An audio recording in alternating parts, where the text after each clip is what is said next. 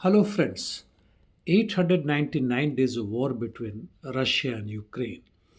Starting from north, that is in Kursk direction, Ukrainian advance has been almost zeroed now.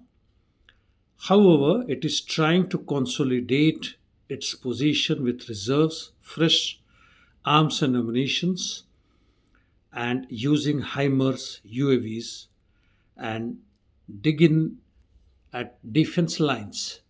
Russia seems to be trying to stabilize the situation. They captured Malya Lukanya in north of Sutza.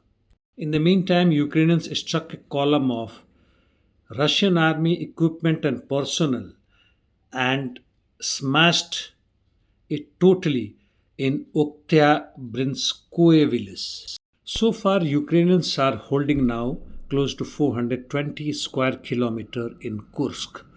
While the losses too have been heavy for them, like 102 armored vehicles, including 12 tanks, air defense system, artillery, and close to 1,000 troops, if we believe the Russians' reports. As far as the ground situation is concerned, Russians hold almost 50% of Sudza on the western suburbs and inside. No changes in Korenevo direction.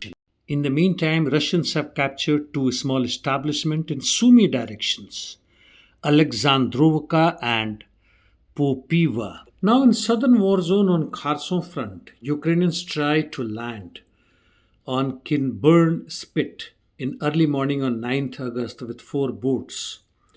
And while landing, fire from Russian army checked their further advance and they retreated with losses. On Zaporizhia front, positional battle in Rabotin and northwest of Verbov continues, and similar is the situation in Remivki salient. Coming to east, in Marinka front, fight on the outskirts of Krasnogorovka is continuing as Russians are trying to take full control over this village. In rest of Marinka up to Ugledar, situation is similar and positional battle continuing. Avdiivka front in north direction, Russians have fully captured Zelanoe and have advanced further west from Ivanovka side and also towards Lishiknoe. In Pokrovsk direction, Russians advance south of Zivka and fight continuing in southeast approaches towards Gordivka, where Russians have advanced almost a kilometer. In Toretsk sector, Russians have advanced towards Druzhba. It advanced 400 meters in Novogorodsky direction. Bakhmut Chasiv, Russians expanded control zone in Oktyabrskoye micro-district, otherwise in rest of the locations. Positional battle continuing. In Sivers'k sector, Russians advanced in Periznoe direction.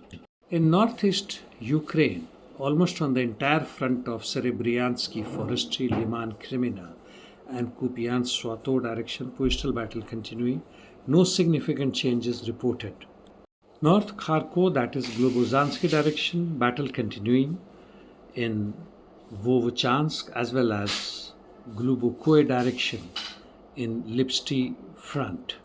No changes. Interdiction missions continuing with its momentum. Russians attack Lipetsk airfield, close to 100 glide bombs in 2 to 3 days in Sumy directions.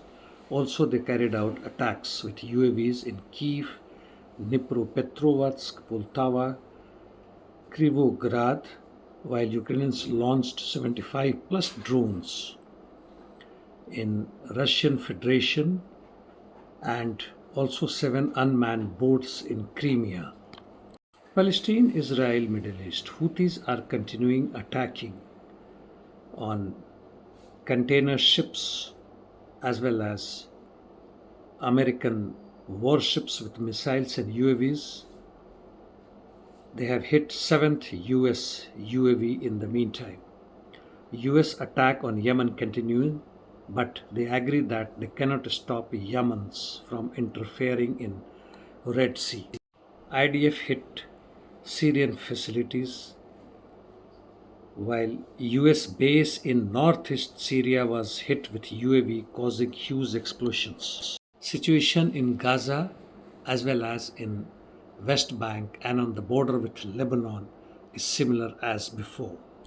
US is to resume sale of offensive weapons to Saudi Arabia after 3 years of break or restrictions. Mexico had rejected Ukraine's request to arrest Putin if he attends new Mexican president's inauguration. In Mali, after massacre by Tuareg terrorists with help of Ukrainians, its air force attacked rebel position who are forced to retreat towards Nigerian border. Lastly, counter-terrorism operation is introduced in Bryansk, Belgorod and Kursk region, and that only shows further escalation of war and end of my talk as well. Thank you.